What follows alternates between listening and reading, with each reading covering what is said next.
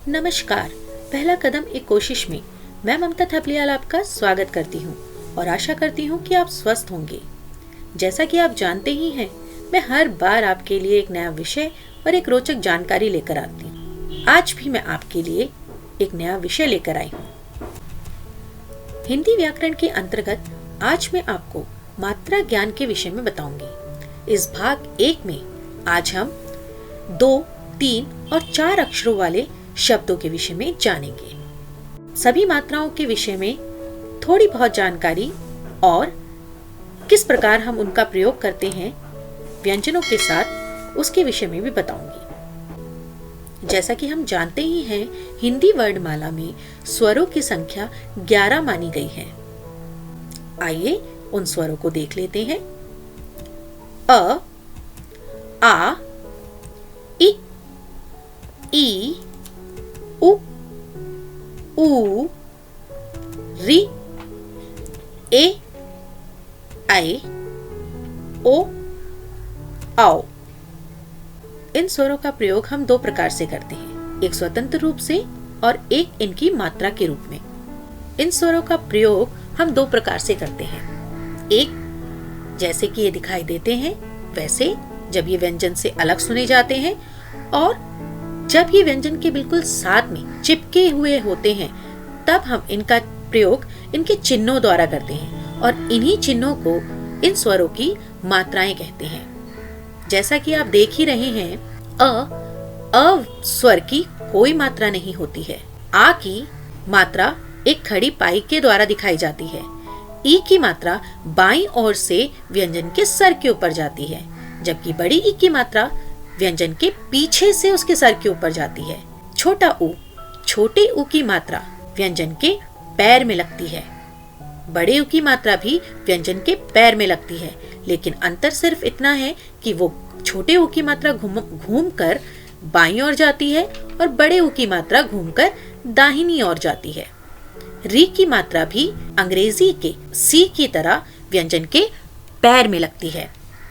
ए की मात्रा व्यंजन के सिर पर लगती है, एक तिरछी रेखा की तरह, और ऐ की मात्रा भी व्यंजन के ऊपर लगती है, लेकिन वह 2 तिरछी रेखाओं द्वारा दर्शाई जाती है। ओ की मात्रा, जैसा कि आप स्वर को देख ही रहे हैं, यदि हम अ को हटा दें तो हमारे पास जो निशान बचता है वही उसकी मात्रा है, ओ। और औ की मात्रा भी, जब हम अ को हटा दें तो जो निशान बचता है, जो चिन्ह बचता है, वह उसकी मात्रा बन जाती है। आइए अब इनके बारे में हम जरा विस्तार पूर्वक जानें। अ स्वर की कोई मात्रा नहीं होती, लेकिन प्रत्येक व्यंजन इसकी सहायता से ही उच्चारित होता है। यहाँ पर कहने का तात्पर्य यह है कि अ स्वर की अपनी कोई मात्रा या चिन्ह नहीं है, लेकिन यह सभी व्यंजनों में जुड़ा हुआ है। बिना इसकी सहायता से हम उन व्यंजनों का उच्चारण नहीं कर सकते। आइए मैं इसका उदाहरण आपको दिखाकर बताती हूँ। जैसा कि आप जानते हैं, हिंदी वर्णमाला में व्यंजनों की संख्या 33 मानी गई है। आइए उनका उच्चारण देख लेते हैं।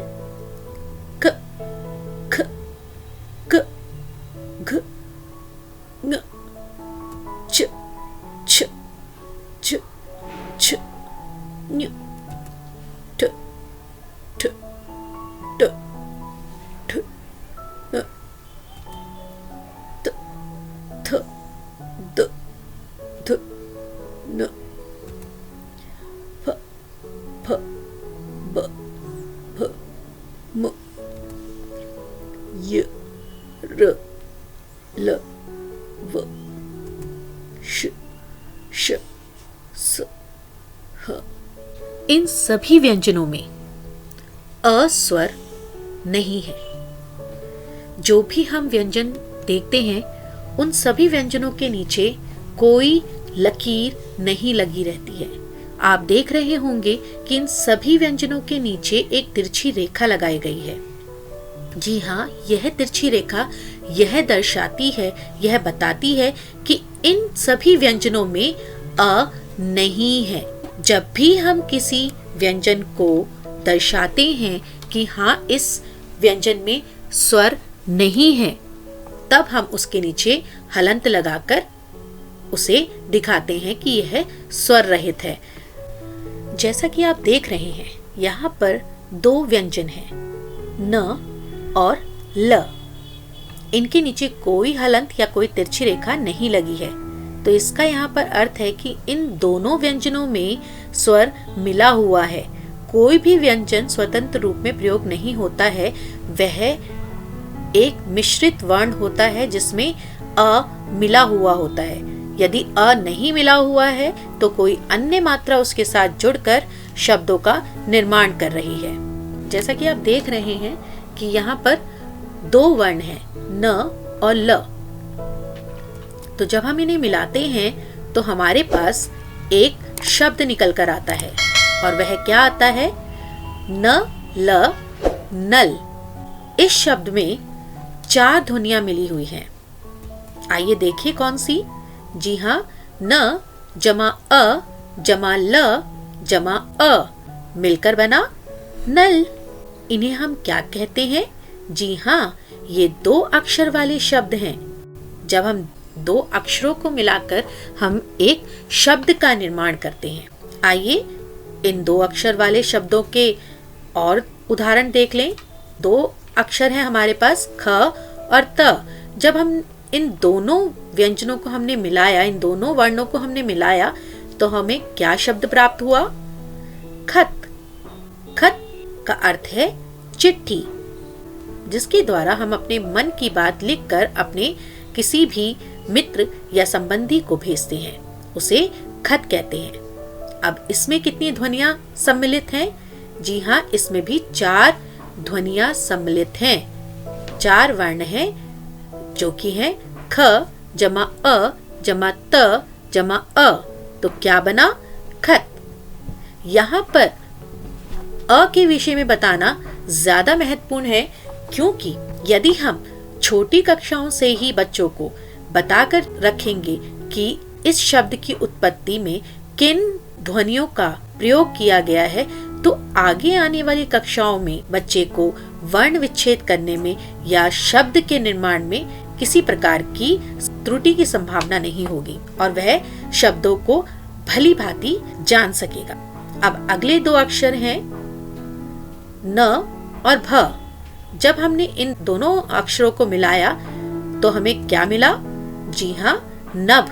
नभ यानी कि आकाश। नभ में भी 4 ध्वनियां हैं, न अ भ अ नभ। आइए 2 अक्षर वाले कुछ अन्य शब्द देख लेते हैं। जल, जल जल। कल कल। थल थल। हल हल। अब अब। जब जब। कब कब। तब तब। तन तन। मन मन। One one. धन धन।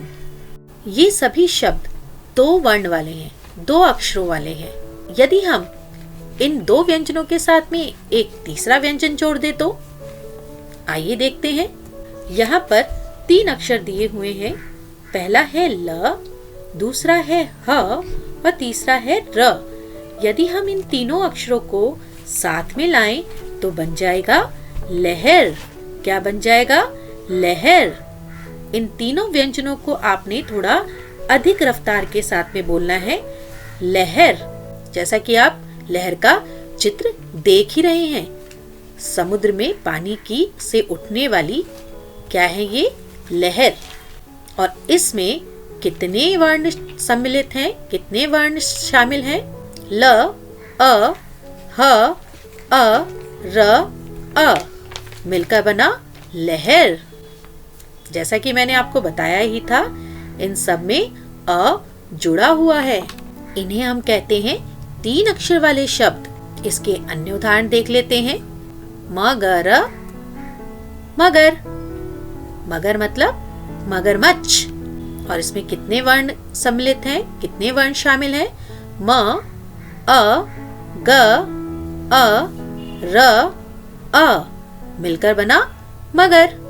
अब हमारे पास न ग नग 2 अक्षर वाले, अगर उसमें र जोड़ दिया तो क्या बना? नगर। और इसमें कितने वर्ण सम्मिलित हैं, कितने वर्ण शामिल हैं? न, अ, ग, अ, र, अ मिलकर बना नगर। 3 अक्षर वाले कुछ अन्य शब्द भी देख लेते हैं। पहला शब्द है मदन, म-द-न मदन। भजन, भजन। पवन, पवन। नयन, नयन। अगर, अगर। मगर, मगर। नगर, नगर। डगर, डगर। नमक, नमक। चमक, चमक। दमक, दमक। धमक, धमक। तो ये क्या थे हमारे 3 अक्षर वाले शब्द। अब अगर हम इसमें एक और व्यंजन जोड़ दे तो कितने व्यंजन हो जाएंगे? जी हाँ, 4। आइए देखते हैं। यहाँ पर 4 व्यंजन दिए हुए हैं। अ, ज, ग, र।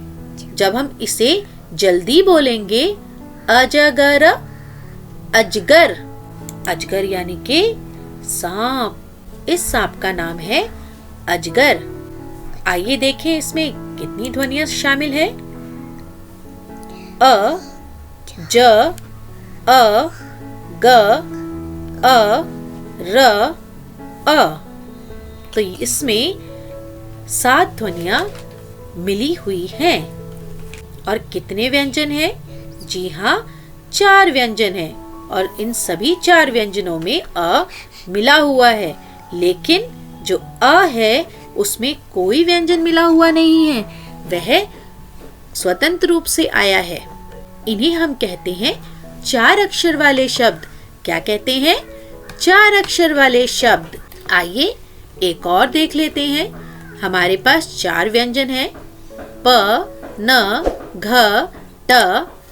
ठीक है, तो अब जब हम इन्हें मिलाएंगे तो क्या बन जाएगा? पनघट। पनघट एक ऐसी जगह जहाँ पर पनिहारने पानी भरने जाती हैं, यानी कि औरतें पानी लेने जाती हैं। कुएं के पास की जगह पनघट। प जमा अ जमा न जमा अ जमा घ जमा अ जमा ट जमा अ मिलकर बना पनघट। तो इसमें सभी व्यंजनों में अ जुड़ा हुआ है। प न घ ट पनघट। अब हमारे पास नए 4 अक्षर हैं। अ च क न। आइए देखें ये चारों अक्षर मिलकर क्या बनाते हैं? अचकन। हाँ, अचकन एक लंबा कोट जो कि हमारे प्यारे पंडित जवाहरलाल नेहरू भी पहनते थे। आइए देखें इसमें कितनी ध्वनियां शामिल हैं। अ जमा च जमा अ जमा क जमा अ जमा न जमा अ मिलकर बना अचकन। आइए देखें इसमें कितनी ध्वनियां हैं। अ च अ क अ न अ। 4 अक्षर वाले कुछ अन्य शब्द देख लेते हैं। अवसर, अवसर। ध्यान से सुनिए। अवसर, अवसर। जब भी हम 4 अक्षर वाले शब्दों को पढ़ेंगे तो पहले हम 2-2 अक्षरों के समूह बना लेंगे, यानी कि उनको ग्रुप में कर लेंगे, तो हमें उसे पढ़ने में आसानी होगी। देखिए कैसे। अव अव सर सर अवसर।